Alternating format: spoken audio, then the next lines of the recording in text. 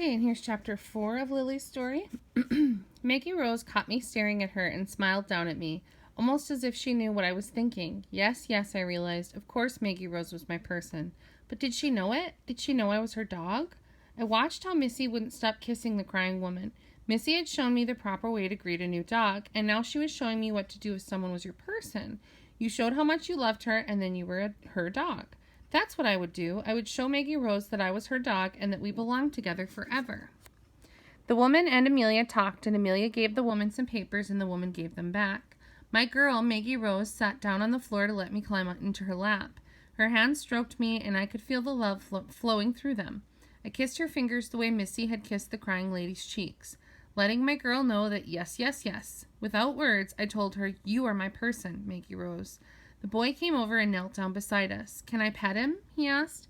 He had a soft, shy voice. "She's a girl. Her name is Lily." "Sure, you can pet her. She's really friendly," Maggie Rose said, and the boy reached out to rub my ears. "Very nice." "I'm glad you got your dog back," my girl told him. "She's my mom's dog, really," the boy said, "but I'm glad too." The boy had stopped rubbing my ears, so I nosed his hand to get him to start it up again. When he did, I decided that if he wanted to live here with us, that would be okay with me. Maggie Rose was still my person, of course, but he could be a friend. What kind is your dog?" he asked. "Lily's not really mine," Maggie Rose said. Her voice sounded a little wistful, and I wondered why. "I had a girl, and she had a puppy. I could think of no reason why to be sad. She's waiting for adoption. Her mom and brothers, too.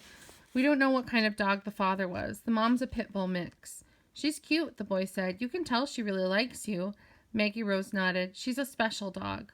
"Time to go, Brandon," Wet Cheeks woman called. Brandon jumped to his feet. As they were leaving, I looked up at Missy in the woman's arms. She looked back at me.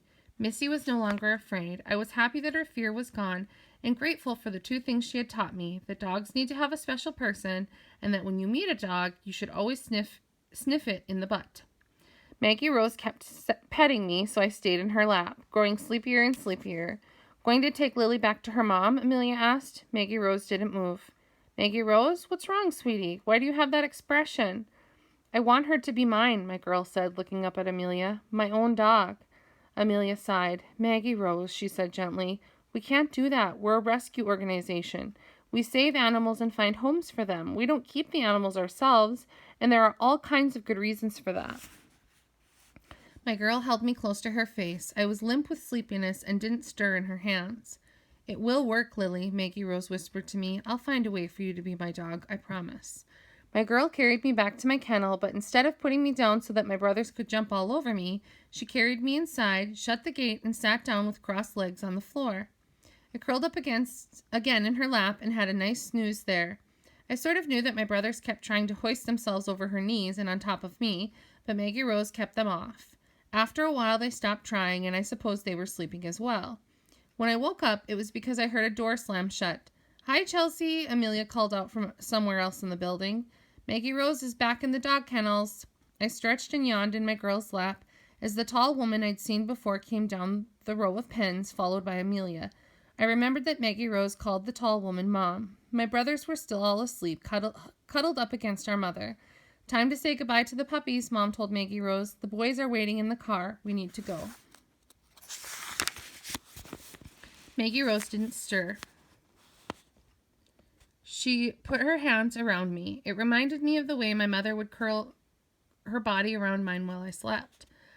"I want to keep Lily," my girl declared. Her voice was soft. "I want to take her home with me." "Oh, no," Mom replied with a long sigh. "Maggie Rose, you know we can't do that." Amelia had a sad smile on her face as she looked back and forth between Maggie Rose and Mom. "I'll take care of her," Maggie Rose insisted. "She'll be my dog. I'll do all the work." Mom sighed again, shaking her head. "For the summer, I'm sure you would. What about when you go to school in the fall? And I'm at work here. Who's going to look after Lily then? I'll feed her and keep her clean and do everything before and after school." Maggie Rose gazed up at Mom imploringly. "Can't she come here with you while you're working?" she asked. Amelia looked at Mom. Mom looked at Amelia. I looked at them both. "Listen, Maggie Rose," Mom said. "When someone who works in a rescue takes an animal home and adopts it, it's called a foster failure. It sounds like a good thing, giving an animal a home, but it's not. Once someone has a pet, they usually stop fostering new animals. It's a big problem for a shelter like ours. So one of the first things I did when I started working here was to make a strict rule. Staff and volunteers can't adopt any animals from the shelter at all. It's better that way, believe me. Better for the animals and for us. Now my girl was sad. I could feel it in her body. I snuggled closer, wondering what was troubling her. I wanted to help. I had made Missy feel less scared. I ought to be able to make Maggie Rose feel less sad. Amelia crouched down to look at Maggie Rose. I can tell you really care about Lily, but your mom's right. Plus, we only have room for a few animals here. If Lily stays, then there's one less place for a rescue animal. That's not fair to all the animals who need us. I rolled onto my back in Maggie Rose's lap and stuck my legs in the air. Now this should make anyone happy. But Lily could help, Maggie Rose insisted. The hope was draining out of her voice. She likes the other animals. She helped with Missy. Amelia sat back on her heels a little. Well, that's true. Lily did help Missy calm down, but that doesn't change the facts, hun. We do the most good when we place animals into homes. And that's what we're going to do with Lily. In another week or so, she'll be ready to leave her mother, and then we'll find her a good family who'll love her as much as you do.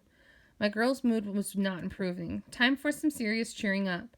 I wriggled over onto my feet, put my front paws on Maggie Rose's chest, and tried to lick my girl on the chin. Instead of laughing, though, she just turned her head away. Maggie Rose, Mom said, put Lily down and come with me. You can visit her every day this week. Right, Amelia? Even if I'm not here, you can watch my daughter? Sure thing, Amelia agreed, standing back up. I'll watch her. You always say it's important to get the puppies used to being with kids. Makes them better family dogs. Besides, Maggie Rose is a good worker. My brothers were stirring, becoming alert as they realized there was still a girl in the kennel and the door was open to the two women in the corridor. We're going home now, Maggie Rose. Mom patted my girl's shoulder, but her voice was firm. Tell Lily goodbye. You can come help me as much as you want next week, Amelia said. Mom and Amelia left the kennel and shut the gate behind them. My brothers rushed at the gate. So there she is, holding her, feeling all sad. Milled around in confusion and then turned their attentions to Maggie Rose in a stampede. I could tell that my girl was still sad, even though I was frantically licking her cheeks. She gave me a kiss before setting me down in the midst of the pack of jumping brothers. Then she slipped out the kennel door and stood for a moment, watching my litter mates clamor all over me. What was going on? Why couldn't I kiss her and cuddle her into happiness? Don't worry, Lily, Maggie Rose whispered to me, sticking her fingers through the wires of the kennel. I'll never let you go. You're going to stay with me. I could hear goodbye in her voice. I licked Maggie Rose's fingers to tell her I was not done trying to make her happy, but she didn't seem to understand me. She stood and walked away. I hurried over to my mother, my brothers on my heels, chewing on me as I went. Only the fact that they were also chewing on each other made it possible for me to duck into the protection of my mother's warm body. I was ready for another nap after such an adventure outside my pen, meeting other dogs and the cats and that long, funny ferret playing with Missy, cuddling with Maggie Rose. It had all been very exciting, but it was time for a good long rest.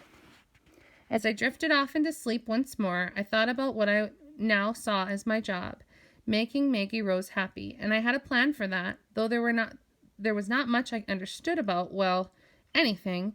I did know something about Maggie Rose. Okay, that's the end of chapter 4.